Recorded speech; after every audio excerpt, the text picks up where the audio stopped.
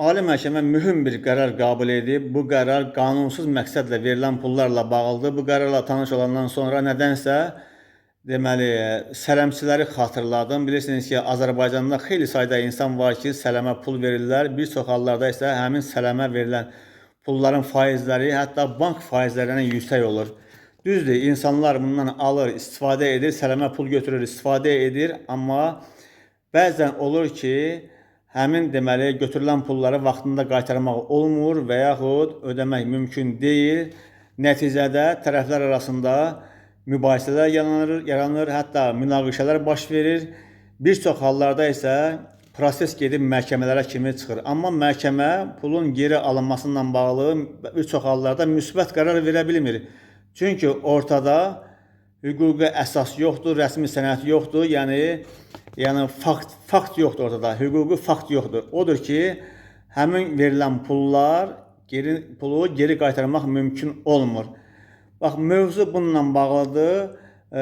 Deməli, Ali Məhkəmə qanunsuz məqsədlə verilən pullarla bağlı qərar qəbul edib, eyni zamanda da vətəndaşlara xəbərdarlıq edir. Mən istəyirəm həmin qərarla sizi tanış edeyim.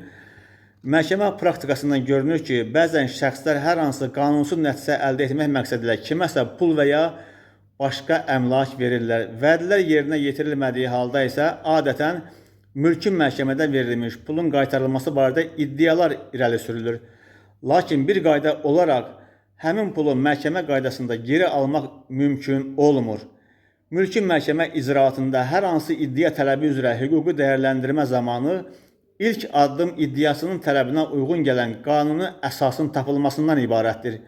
Mülki hüquqda hər hansı pul tələbinin təmin edilməsi üçün həmin tələb müqavilədən, zərər vurulmasından, əsassız varlanmadan və ya qanunda nəzərdə tutulmuş digər əsaslardan yaranmalıdır deyə məhkəmənin qərarında deyilir. Qeyd olunur ki, qanunsuz məqsədlə verilmiş pullar isə heç bir qanuni əsasa söykənmir.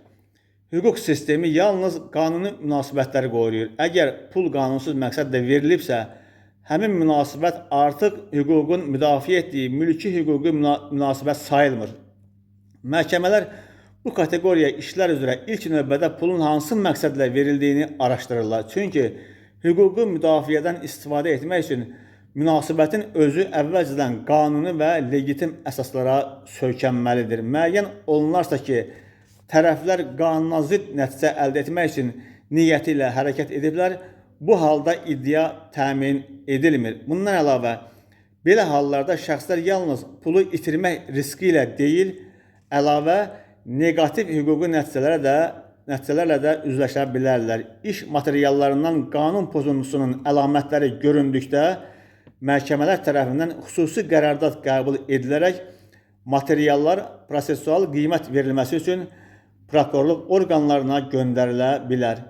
Bu risklərlə üzləşməmək üçün vətəndaşlara hüquqi münasibətlərini yalnız qanuni və ya legitim əsaslarla qurmaq və qanunsuz münasibətlərdən isə çəkinmək tövsiyə olunur deyə məhkəmənin qərarında bildirilir. Yəni, mən bir dənə sələmçiləri misal çəkdim. Elə bu qərar ilə konkret bəlkə də onlara aiddir. Qanunsuz yollarla pul vermək istəyirlər. Bəzən əsassız varlanmaq, bax bunlara deyilir.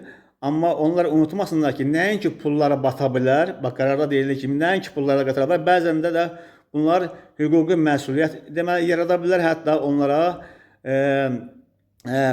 məsuliyyətə cəlb oluna bilər həmin şəxslər. Odur ki, bu pulların alınması və qaytarılması məsələsi, ümumiyyətlə borcun verilməsi qayda qanuna, hüquqi sənədlərə söykənməlidir.